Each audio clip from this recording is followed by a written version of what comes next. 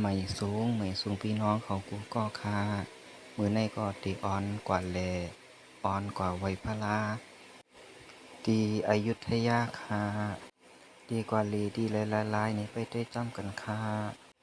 ต่อเร็วก็เข้ามาถึงวัดเดียวคาต่อเร็วก็มีอยู่ไว้นาววัดอายุพระสูในก็มีเหงปีเอาคาพระสูในก็เตมีในพามันตั้งนาในคาเพราะว่าไผไขมาเนี่ยก็อ่อนกันมาเลยอยู่คาเตอยู่อยุธยาคาเกี่ยวกันเนยโกนก็เต็มเพราะมีคามันติเป็นวัดเหมือนซึ่งหนังเป็นจ้องในวันนอกไม่นันคาออกพระราสูในก็ดีกว่าภายโคของหายเขาเนาะคำว่าแก้วแสงเงินคำแน่หรือว่า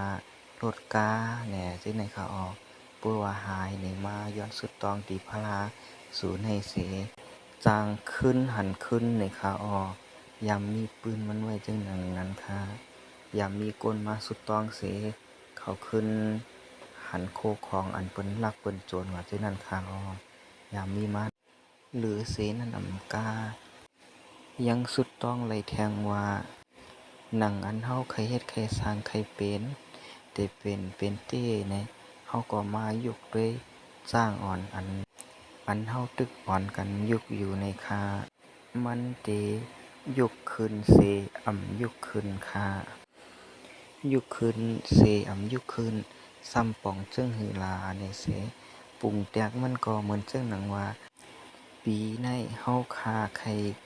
ซื้อเฮิรนไหลหลังหนึ่งแต่ว่าเฮาคาก็ฮู้ว่าเตซื้อแลมซื้อไหลเฮาคาก็มาย้อนสุดต้องเสว่าปีในให้เฮาคาซื้อเฮิรนหลังในไหลเสเพราะว่าเฮาคาเตซื้อไหลไหนให้เฮาคายกจ้างโตในขึ้นให้มันไหลเสกำเหี่ยวก็ยกขึ้นเพราะว่ามันขึ้นมาก็เฮาก็ขึ้นวางลงกว่าเสขึ้นสุดต้องให้เหมือนคอความอันเฮาเลยสุดต้องไว้มือไกลนั่นค่ะปีในให้เฮาคาซื้อเฮิรนไหลเสเพราะว่าเฮาคาสิซื้อไหลไหนจึงแค้นต่ออย่าไปให้เฮายกจ้างโตในไหลเสกำเฮาก็ยกขึ้นมาเพราะว่ามันยกขึ้นในจึงมันก็ป้องว่าเฮาคาติไหลจ้อมหนังอันเฮาคาไหลสุดต้องวันมื้อในค่ะเพราะว่ามันยกขึ้นไหลทั้งสองกำนี่ก็อันเฮาสุดต้องไว้นั่นก็เตรียมไหลจ้อมหนังอันเฮาไหลสุดต้องไว้ค่ะเพราะว่าไผใครจ้ามตุ้ยนี่ก็อ่อนกันกว่าจ้ามตุ้ยค่ะนะจุ้มเหมือนเฮากว่าจ้อมกันแต่ก็มังก็ขึ้นพองขึ้นพองค่ะล่อแลกันกว่าค่ะเกี้ยงอันไหนก็ตีอยู่ที่อยุธยาค่ะเนาะจื่อเกี้ยงก็ตีห้องว่าวัดโคกนี่ค่ะพระราสูในก็เตมีชื่อว่า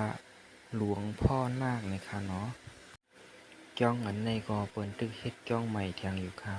เพราะว่าพยายามใครกว่าสุดต้องใครย้อนอีสังนี่ก็กว่าเลเซกว่าหลูเงินกว่าบริจาคเงินจังได๋ก็ไหลอยู่ค่ะ